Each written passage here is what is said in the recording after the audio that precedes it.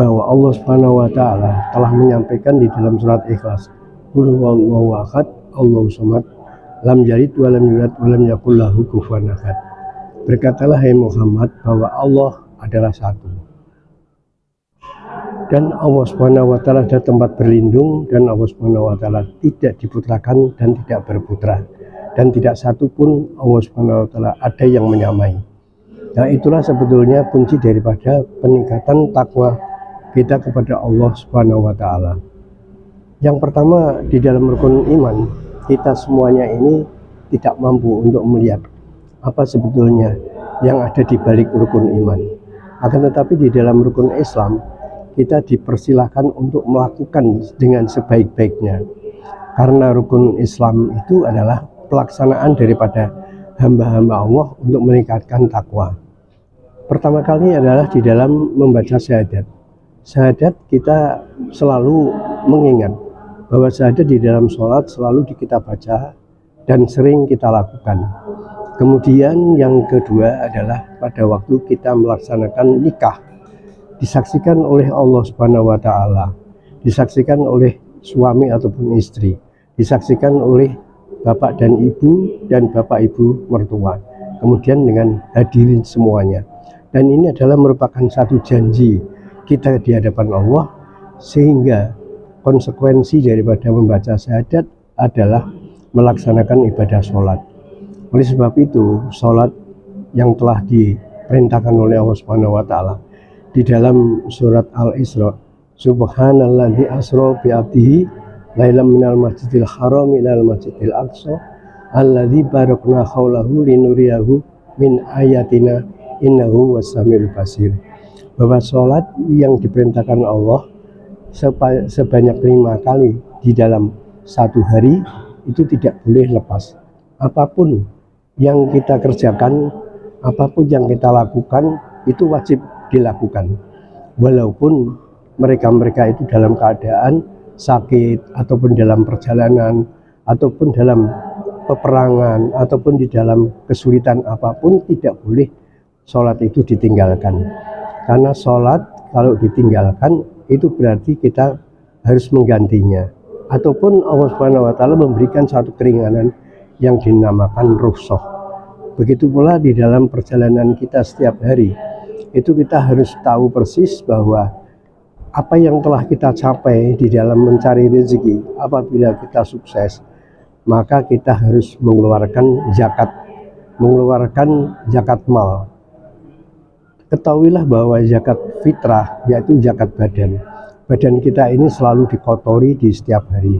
Apakah dalam bentuk kotoran itu makanan, apakah dalam bentuk kita jual beli, apakah di dalam kita selalu mengadakan satu perjanjian perdagangan. Untuk itulah zakat fitrah harus kita lakukan di setiap tahun sekali setelah kita melakukan ibadah puasa. Begitu juga kita di dalam perjalanan mencari rezeki, itu pun kita harus tahu bahwa mencari rezeki ini adalah satu kewajiban bagi kita semuanya. Tidak boleh kita meninggalkan tanggung jawab kita. Karena dikala kita nikah, kita sudah berjanji untuk berumah tangga, maka kewajiban kita adalah memikirkan untuk makan, memikirkan untuk sandang, memikirkan untuk perumahan. Nah, inilah sebetulnya satu target bagi seorang pemuda muslim untuk melaksanakan tanggung jawab ataupun syariat-syariat Islam yang menjadikan kita semuanya ini terbalut di situ. Akan tetapi Allah Subhanahu wa taala telah memberikan hidayah. Kita tidak perlu khawatir karena Allah Subhanahu wa taala telah memberikan rezeki kepada kita sebelum kita meminta.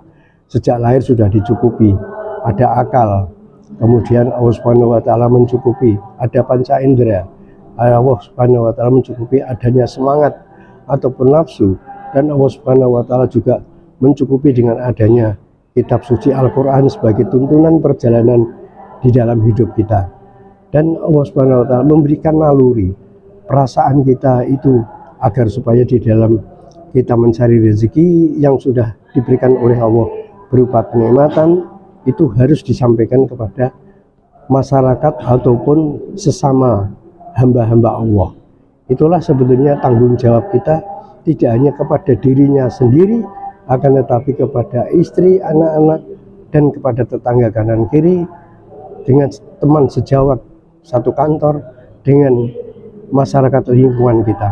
Itulah tanggung jawab kita sebagai hamba Allah yang ditunjuk sebagai khalifah. Oleh sebab itulah Rasulullah di dalam perjalanannya, di dalam perjalanan hidupnya itu, Rasulullah selalu berpegang kepada prestasi. Rasulullah sudah mempunyai prestasi. Dikala kecil dia umur 15 tahun sudah dapat disebut Al-Amin karena dia berbuat adil.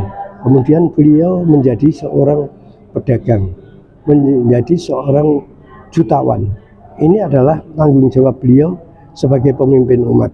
Sebagai pemimpin umat, dia adil di dalam perjalanannya. Ketika hijrah dari kota Mekah ke Madinah, dia juga adil terhadap pemeluk-pemeluk agama lain, seperti pada orang-orang atau bangsa Yahudi yang berada di kota Madinah.